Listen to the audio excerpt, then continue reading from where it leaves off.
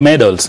Now, Onesimus Kipchumba Murkomen was on the hot seat when he faced the parliamentary committee just to sell his credentials as to whether he's the best pick for the creative industry, youth and sports. Let's take a listen to what he had to say in Parliament. Those days when we used to support Gor Mahia, FC, and all the other teams, Shabana, among others, KCC, we even used to know all the players, up to the reserve team. Now, Mr. Speaker, I don't even know our Gor Mahia players, who they are, even when they change. Why?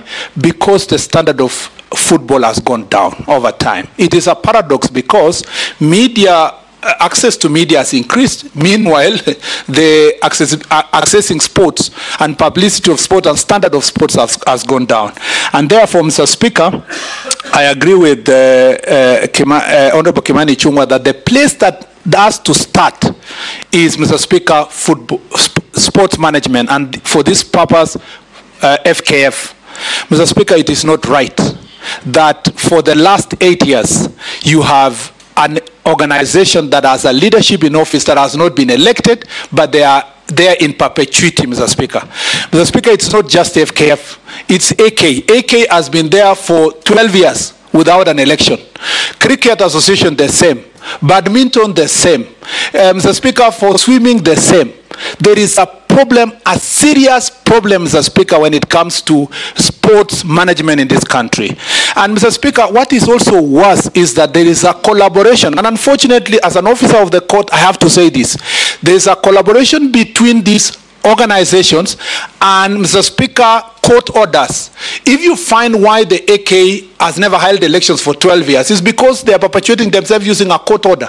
That is the same way the FKF is perpetuating itself along a court order.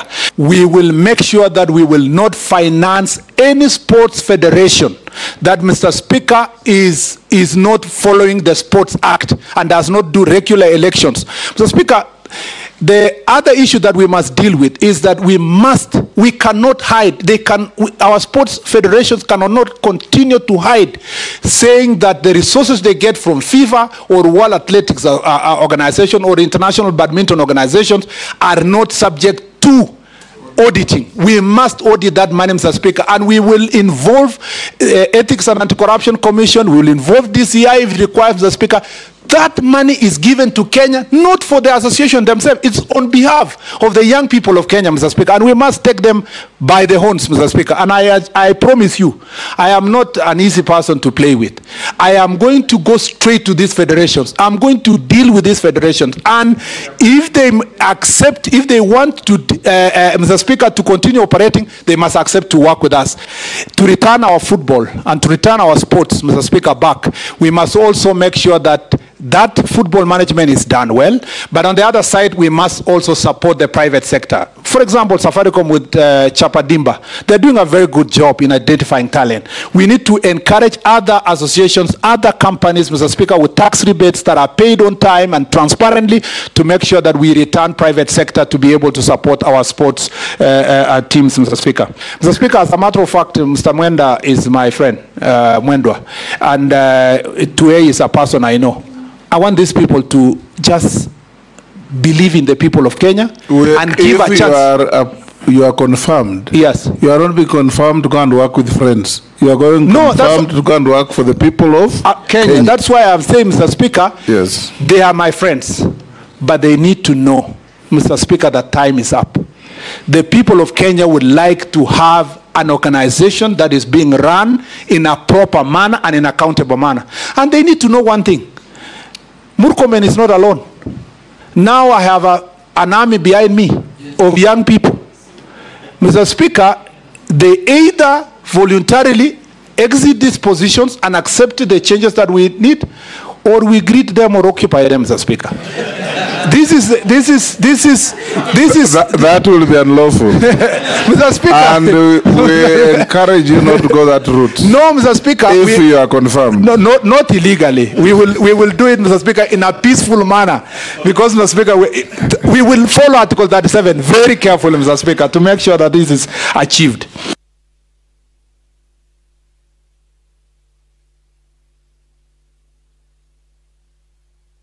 Kenya's hosting rights of the African Nations Championship CHAN and Africa Cup of Nations AFCON 2027 are in serious jeopardy, as Kenya will be suspended by FIFA for not complying with directives of meeting the deadline for conducting elections. As a country, we know when the general elections are held, isn't it? That date is fixed, correct? We know when the general election will be held. Why is it so difficult to have the same thing with Football Federation and elections, or with our elections when it comes to FKF? It should be the same thing. We should know that by a certain date, by a certain time, we are going to the polls and we will have new people in office.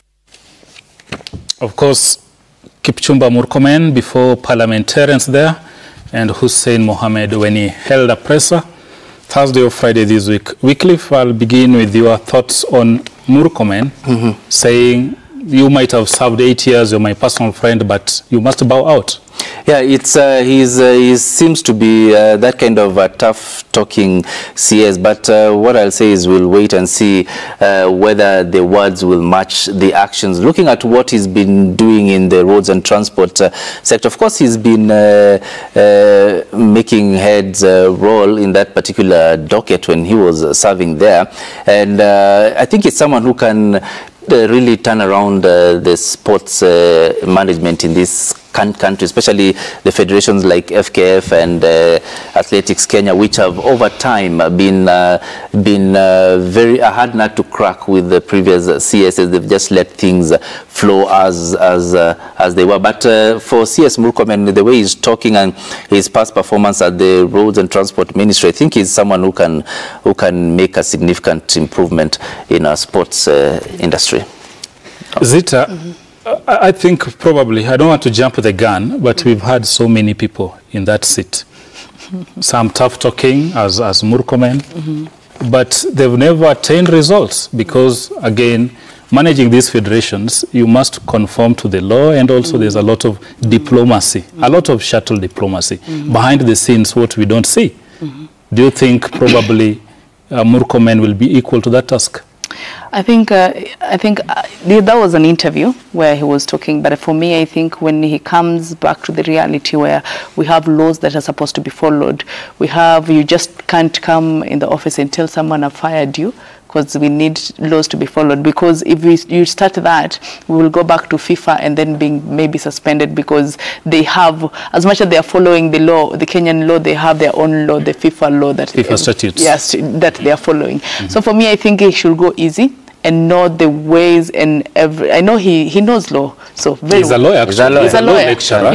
He knows law very well. So for me, because if you go that to let me say, for example, if you go that to the Football Federation, and then you say Barry writes to FIFA, you know there's an interference of sports. We'll go back where we were. So for me, I think he should have wisdom. As much as he's talking, he should have wisdom and how to handle all these dockets, and because we have more than maybe 10 federations, so he should know how to handle over 50. Over 50, over 50 federations. So he should know how to handle these, and then just follow the law. That is the only thing we can go forward, because if you don't follow the law, watu wa chini wenye wachezaji ndio wataumia, not the upper watu huko maofisi wataumia. So let's just follow the law so things can go smoothly and well. And again, the audit part, I am so happy, because at the end of it, we always get letters. We've received maybe 50 million dollars from what. So let's just know how the money is being used in these federations, because actually you've said here even rugby received money. I want to talk about the question of federations. Of course, they are mainly funded by the national government, rightfully so, as anchored on Sports Act 2013. But Murkomen has brought a fundamental question. These federations have mother affiliate bodies who actually fund them, send funds. But we are never told this is what we got from this body, and this is how we used it. Accountability. And it cuts across board from AK to FKF to rugby. What's your thought on that? Please allow me, Sula, to reflect on something quickly before I answer that question. I hope Murkomen is watching this. And for the record, I texted him shortly after the interview, because I listened keenly to what he was saying. And he meant well in many things. it's so sad that Ababu Namwamba has left the ministry before the review of the Sports Act 2013 was done. Because I think all the problems we find in our sports federations have something to do with the laws. And, you know, the framers of the Act had very good intentions. But after a period of time, we have seen huge gaps that have really made it very difficult for the law to be operationalized, as it were. For example, Swila, today in Kenya, if a person is involved in match fixing, the only way to punish the people involved are the sportsmen and women who can be banned or suspended. But if Isia is not an active athlete, engages in the same, there is no law to punish that person. That's why even the Russians who were the other day, some of the guys who were arrested that time, there was no law to prosecute them. So again, such gaps. So the number one thing that Kipchumba must do is to make sure that the review of the Sports Act 2013 is that so that this law does not become a burden to us, because law should not be a burden but to serve people. He talked about perpetuation of leaders in federations through court orders and all that. And you know, that reminds me of you remember a case of the prison monger? Absolutely. I wanted to address the issue of funding as well. Basically, because that's very important, Swila, even as we rush, because the issue is why these federations are always going to the courts. It's because of the conundrum we find, because of the laws again within the Sports Act 2013. You look at it, for example, and you find the question of, you know, the case, for example, we have in the FKF today. It started right from the SDT before it went to the courts. So basically, what I'm saying is that if we have to manage our sports federations well, we must look at the laws and distinctively look at what works for which federation, because we are every federation is an affiliate of another international federation. How FIFA works, for example, is not the same FIVB works.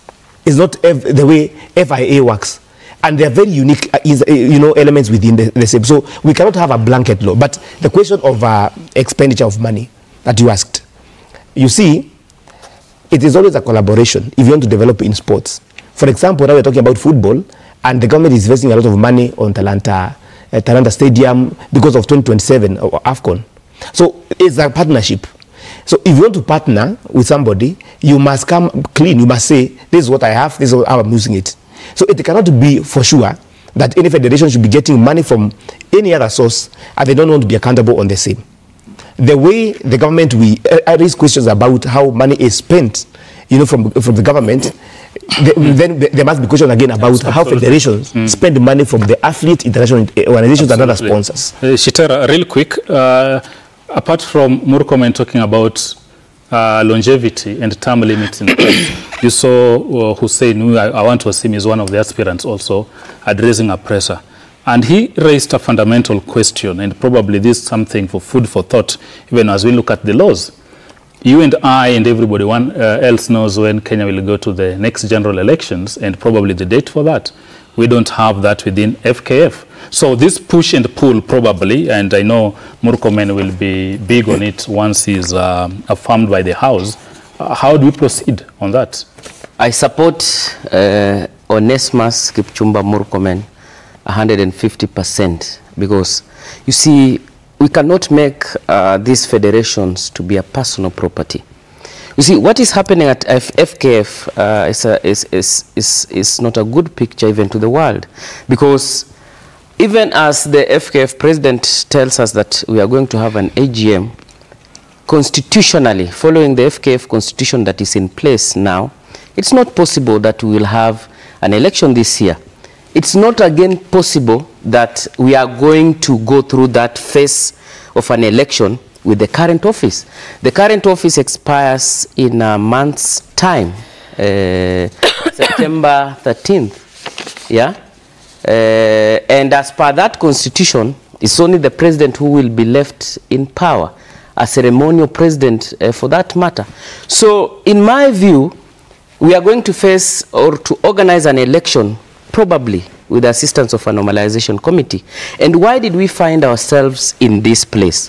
First, case after case, both from FKF and stakeholders. So everyone is going to court to block a certain decision that will have rendered my working uncomfortable. So, in my view, in this place, I blame the football stakeholders and the federation.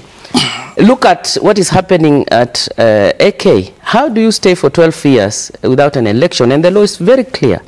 Basketball, name them. Court orders. In my view, that's what I'm saying.